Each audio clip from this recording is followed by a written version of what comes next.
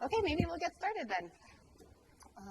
Hello, my name is Sara Hollar. I'm the director for the CTL, and this presentation is coming out of some conversations I've had with Jane Liu and Dylan Worcester at Pomona about assessment of teaching. And basically how this came about is I did some qualitative assessments of faculty reflecting on their own inclusive teaching practices, and one of the themes that emerged is that faculty felt unsure, or teachers felt unsure of how to assess their own work if it was working.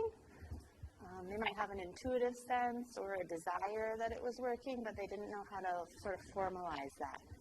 And so our hope here is that this worksheet that we're going to go through today will help sort of develop some thinking and some skills on how to assess your own teaching in a way that's meaningful to you, not necessarily. Sometimes people are scared of assessment or evaluation because they feel like it's mandated or someone is making you do it, but we're hoping to center this in your own desire to know about your own teaching and not someone else's sort of surveillance of your teaching. It should start from you. So this is the session description, what we said we'd do today. Let's aim for that together. I'll be here, and Jane and Dylan will also be here during our working time. You can come up to us, ask us questions. If something is unclear, we can help clarify what we meant on the worksheet and help you get going. But most of this time, we'll actually be spent working on that worksheet. Maybe let's do this. If you'd like to work individually, if you want this to be sort of an exercise for one, move towards this side of the room, and if you would like to work with a partner, if you think you might want to talk it through with someone else, gently move that way. And I'll give you a minute to think. Is this something you want to undertake mostly individually, or something you want to undertake with a thinking partner for today? I'll give you a full minute here to ponder that question. Oh, that's a great question.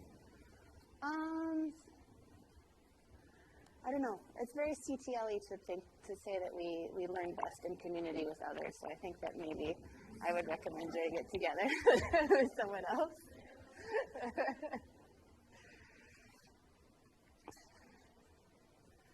Okay, so our individual thinkers, which is a very valid way of learning and doing, are moving this way, and then our together people are moving that way. I see some movement happening. All right. Or we'll just let it marinate and see if the Spirit moves us to partner up later. Okay, all of you should have that worksheet. If you'd like an electronic copy, you can access it through this link or this QR code. And I'll give you a second to access that if you want. Sara and Jane and Dylan are all available here to help consult as you move through the process.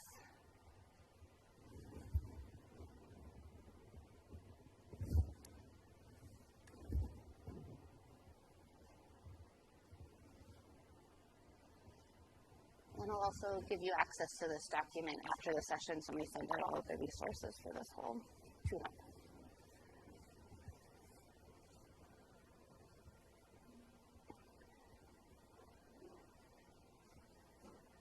I think everyone's got it. So the first section is the what's your why? Like, what is it that you're actually interested in your class? And maybe I'll start with some of my own thoughts on what authentic assessment means, is that it should be actually interesting to you. Sometimes when I think about some of my early research work, I sort of already knew the answer, and I was just doing it to formalize it in some sort of process way.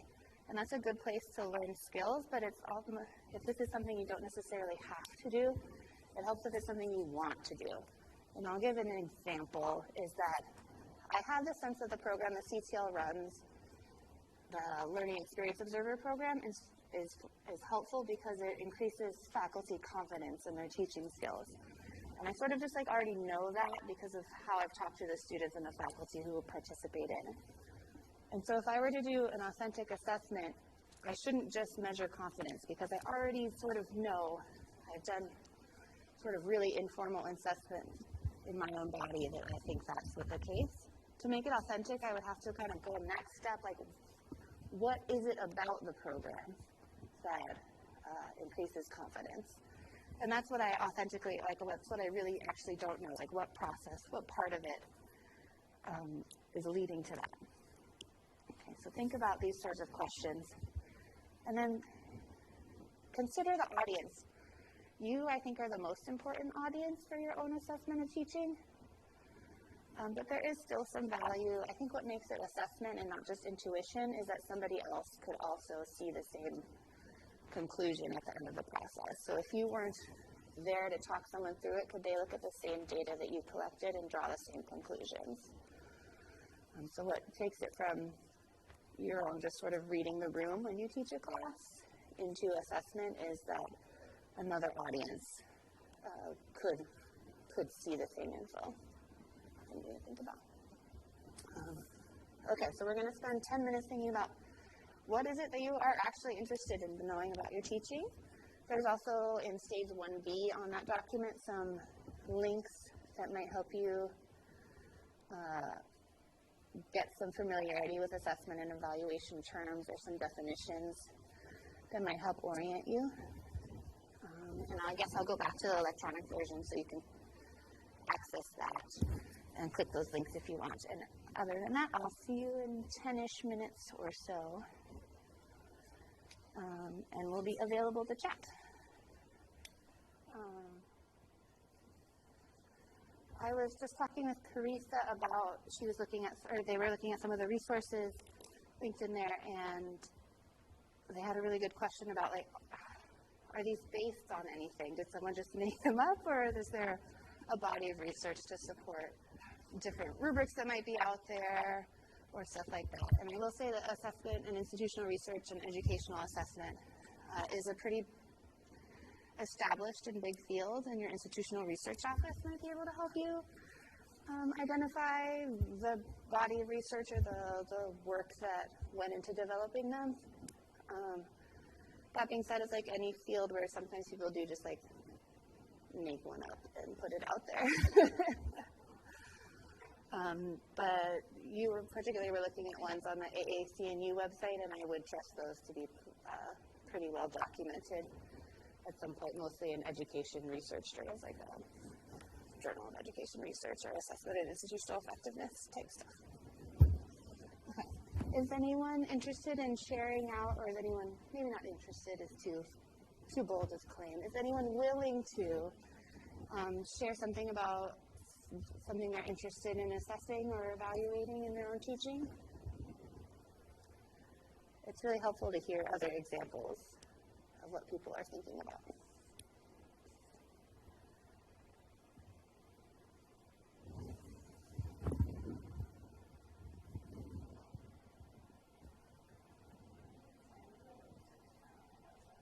Great.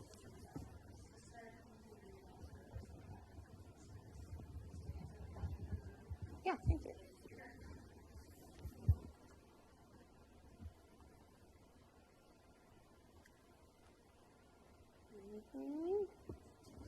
Yeah, please.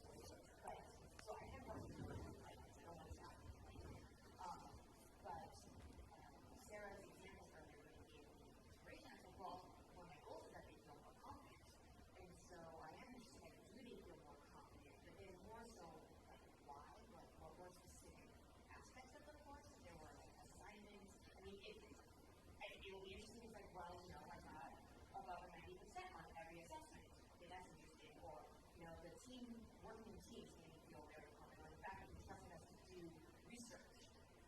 I'm curious, like, what specifically. We also now, this is like the third introduction to your chemistry pathway. We have 3 different pathways now. So I'm actually curious about how does that compare. I'm not necessarily thinking like our class necessarily needs more confidence, but I think that the different classes might provide different means of building confidence. I'm curious about that. The ones that don't seem to be probably won't, that won't be present to confidence building. But something else that they do, they're really confident.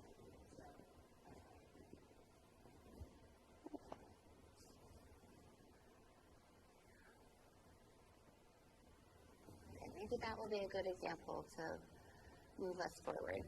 Okay, for stage 2, we're starting to think about what and when you might do your assessment.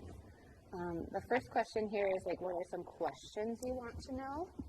I didn't put this on the slide, but I was just thinking that in psychology, there's often a progression of research from like, does a relationship exist? To like, when does that relationship exist? Under what conditions? And then to like, why or how that relationship exists. And that might help you frame your own questions. You might first be asking, is there a relationship between taking this course and more persistence in chemistry? And then you might be asking, under what conditions does this course contribute to persistence in chemistry? And then you might be asking, what aspects of this course, so like, why does this course lead to more persistence in chemistry or something like that? So it might be a way to think about the questions that you ask. And often you need to establish that there is a relationship first before you can move on to those other stages. So often you'll have, when I used to publish in psychology, usually it was like a 2-study deal where the first study was like, yeah, this thing exists. And then it was like, now that we got that out of the way, here's the actually interesting part about like why, or the mechanism by which we think this occurs. And then some about the like how you might be collecting data. I would really encourage you to measure twice, cut once. It's an axiom for a reason. So like a pre and a post is much more compelling than just measuring once, because if you just measure once, someone might say like, the students already came in with those skills, or like they were already confident. Whereas if you say like, on day 1 of my class, they were not confident. On week 16, they were confident. Like on day 1, they did not have these writing skills in their writing sample I had them do on the first day of class. But for their final assignment, all of these advanced writing features were present in their work. So you want to, if you can, think of a pre and post design. And then a little note that it's much more powerful if you can link the individual students pre and post and not just have 2 groups. Does that make sense? So you want to say that Liz, you want to have like Liz's paper from day 1 is connected to Liz's paper on week 16. You also might want to think multimodal versus single mode of data collection. If you have multiple sources of evidence that something is happening, that's usually more convincing to a variety of audiences than just one thing. Oops, sorry. I do want to note that often we have questions about demographic features of our students, and we might be limited by the demographics that are in our class. So I'm thinking particularly of a class I observed a long time ago where there was 1 woman in an advanced physics class. And we might have questions about how women experience advanced physics classes, but with only one woman, it's hard to answer that question. It might be a feature of this particular student and not necessarily of womanhood in general. So if you have those sort of demographic questions, you might have to look much more longitudinally, so collecting data over multiple years, or in cohort with other colleagues in your department. Maybe you can pool your data as the same sort of questions over multiple classes. That being said, some evidence is always better than no evidence. So even if I did just have, let's say I interviewed that 1 female student, that's still better evidence of a woman's experience than not doing it. So even if you feel like this evidence is not the strongest evidence or the type of evidence we can have a lot of confidence in, it's still better to get something than nothing.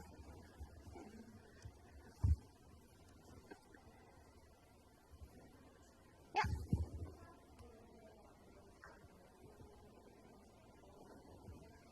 Sure, yeah. So I might say, let's say I'm interested in students' writing experience and their ability to, I'm borrowing from Megan Davidson's from the Writing Center's project a while ago, their ability to incorporate their own voice into academic writing.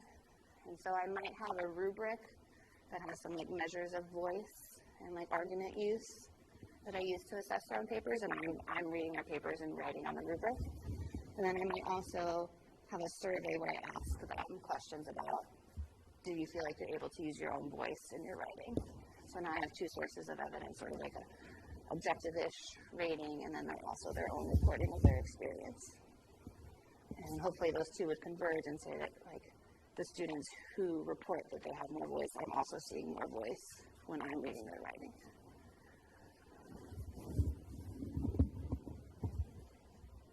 Yeah. So I guess I'm trying to differentiate question one and question two from question three to stage one.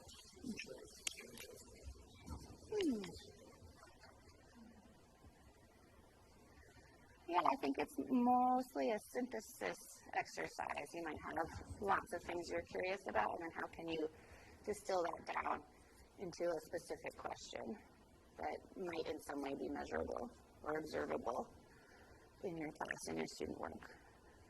So when you help you out, in a way, is what you're asking you for stage two and number one, which is how do you go about answering that question? So it looks like the next phase is stage four. These are assessment methods. Yeah. So yeah, I think you're trying to teach yourself to be a better evaluator of your own teaching, right? So you're trying to get us to think about how we ask ourselves the right questions. Yeah, I think so. I think taking it from a general sense of curiosity to a question that has some data you could connect to it.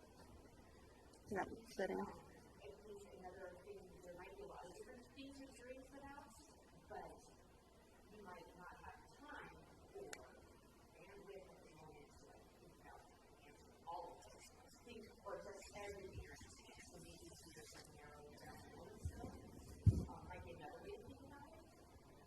But if you just had one thing you were curious about, stage one, that'll probably Write it down again. Okay. We'll spend 10 or so minutes here working through.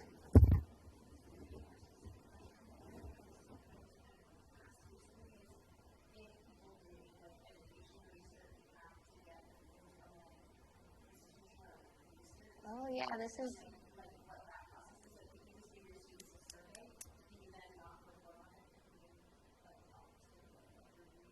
Yeah.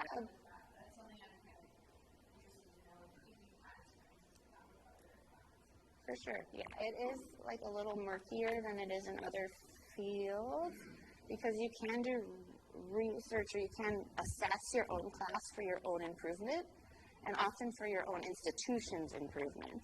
But if you want to like contribute to the broader knowledge of the research community, then you do need IRB approval, which is a weird little distinction. So if you wanted to publish on it or present at a conference, then you should get IRB approval. You can sometimes get retroactive IRB approval if you're like, I was just like asking them some midterm evaluation questions, but I found this cool thing that I want to share. You can get IRB approval retroactively. Does that seem right to you, Muriel? I see you making a little face.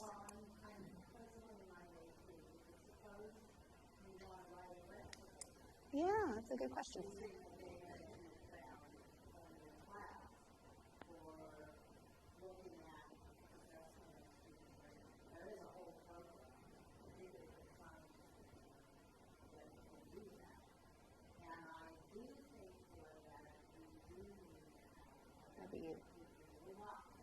you should check.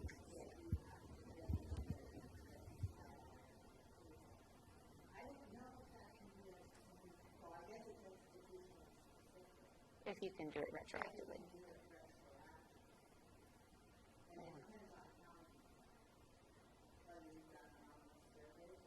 Whether there's any risk involved to the student. So lower risk in terms of like anonymous or very, very confidential. would be easier to get approval than like a focus group where you were face to face with them or something like that.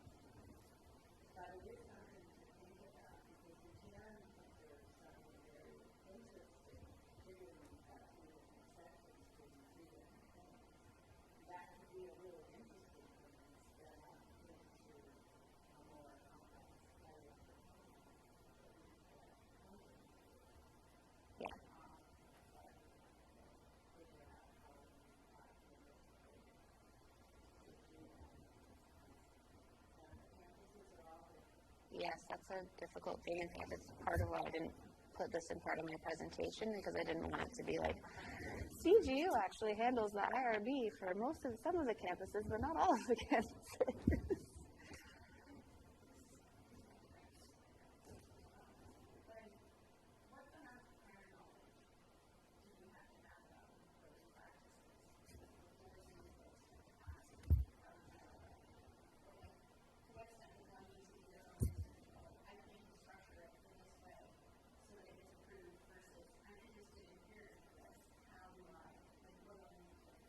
Sure, yeah.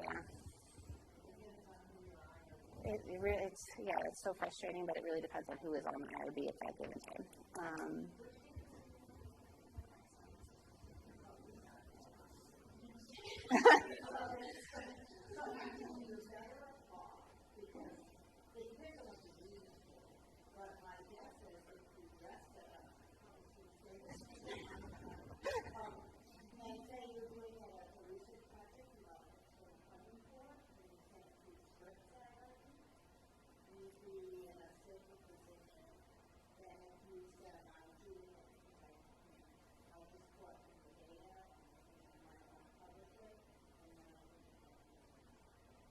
And I guess my true advice is to talk to a social scientist, so a psychologist or a sociologist or someone, and they can maybe share an example of one of their previous IRB, and then you can see the formatting or the conventions of how it goes through.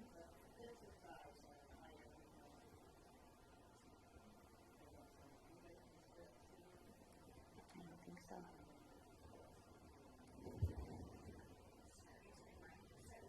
No, those are great questions, because a benefit of doing assessment work is now you have this whole new line of research, so that can supplement your disciplinary research. And it would be a shame to waste that, but you do have, now you're doing human subjects research, which has its own, its own requirements. Okay, 10-ish minutes here. Working on stage 2. Maybe we'll 7-ish minutes here.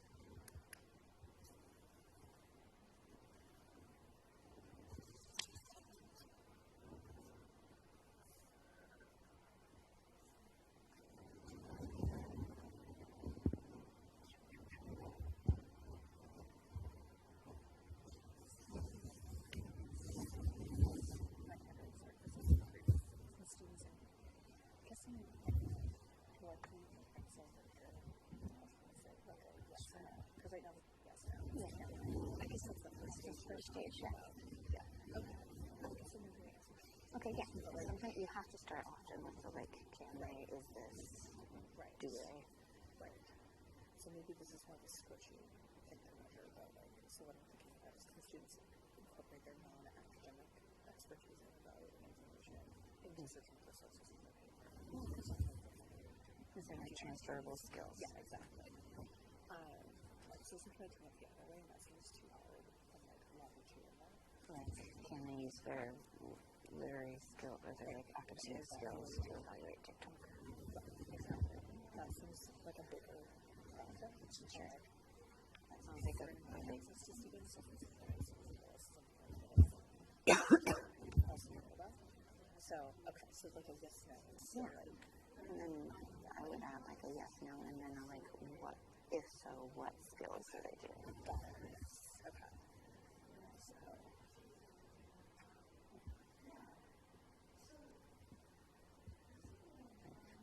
Are you evaluating like source credibility or like right.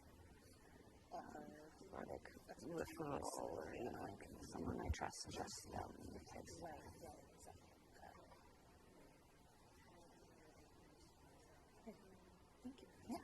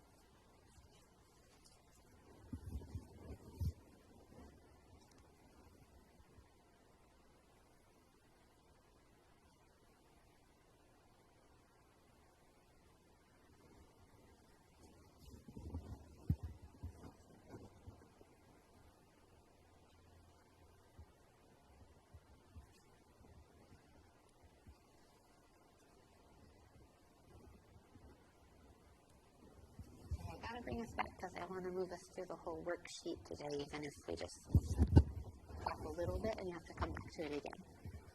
But the next stage is getting feedback. So what I'd like to do is make 2 pairs and a triad. And then Dylan and Jane and I, there's 3 of us, and we'll have 3 groups, and that way we can be available. So in groups of 2 or 3, please share your questions and your ideas for assessment and evaluation with the peer.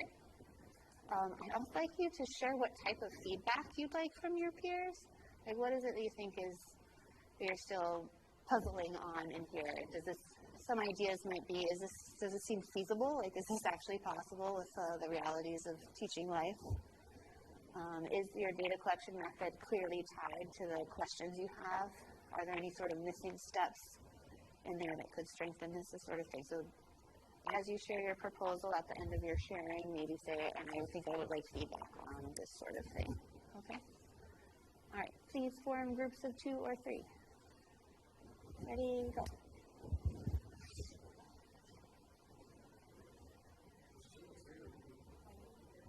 Yeah, Dylan, Jane, and I are going to be available to pop into different groups.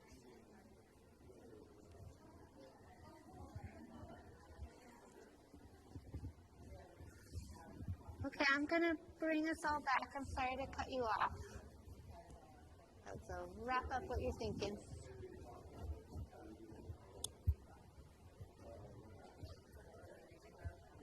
Yeah.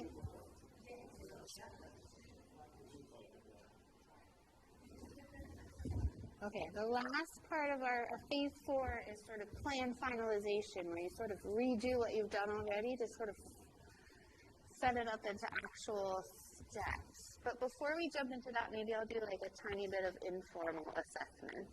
This is sort of the first time we've run this workshop, and it's something we're thinking of maybe doing in a couple places in a couple different places. Was this helpful at all? Yeah, what could have made it more helpful? Yeah. Okay.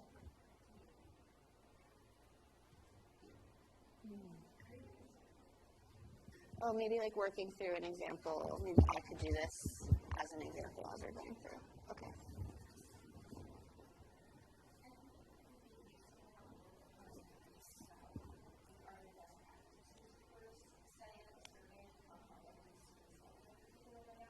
Sure.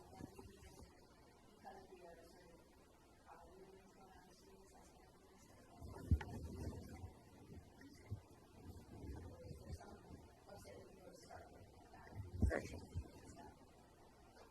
Yeah, that would be really what some of my training is in survey design. I could definitely be like top 10 survey do's and don'ts, no problem. Yeah, I spent a little time looking at some of the sites you gave us, and that's Arkansas and Cincinnati and things like that. It's interesting on the assessment tools, a lot of them are geared towards assessing a big online lecture class. Oh, okay. And I teach similar class, so there's not a lot I can do. I mean, I learned on best practices, other best practices. First off, that's for lecture classes, other ones for seminars. They're really very different. It's a fish. Yeah. And the other thing is, if you knew going into this session what we were going to be doing, it probably would have helped more. Sure, so maybe sending this out ahead of time. I chose a class that I am teaching. I'm going to teach. Not one that you have to. As opposed to ones that I've taught, because I didn't necessarily think about it. Yeah, but maybe we should change it to the class you're going to teach. You build an assessment as you plan to teach it.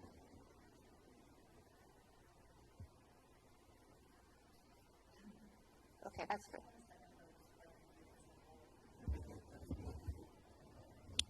Okay, cool. Maybe I could just take my LEO example all the way through. Yeah.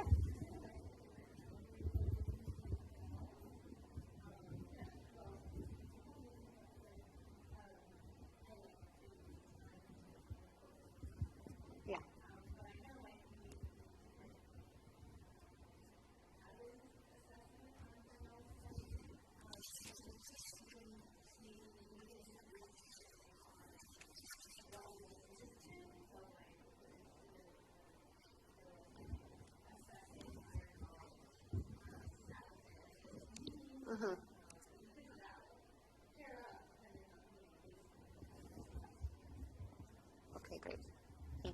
all very useful feedback. Yeah, or if I did all of the things you suggested, it would be much longer. But so maybe we could do it in different phases.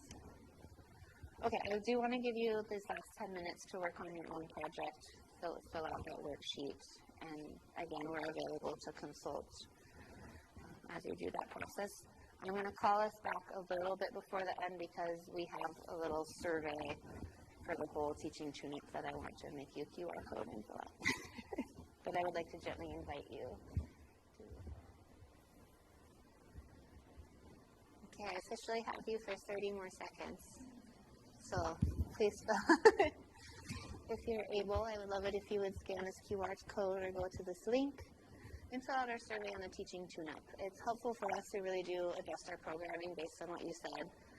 So we're the primary audience for this, but another audience for CTL assessment and evaluations is deans and funding agencies. So the more data we get in, the better argument we can make.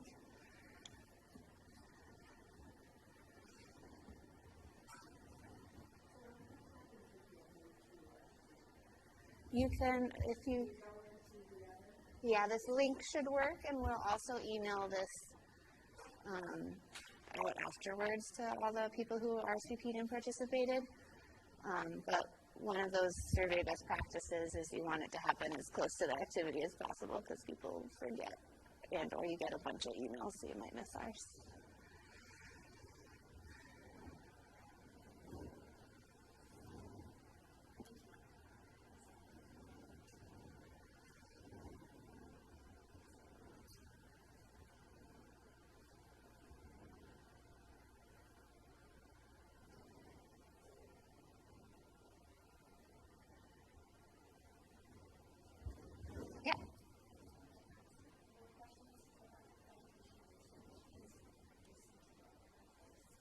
Totally.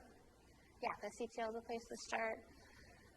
I don't think Tech Science has its own institutional research person, but maybe one of your home campuses has institutional research.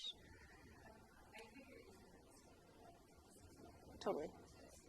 Come on by. We'd love to talk to you about it.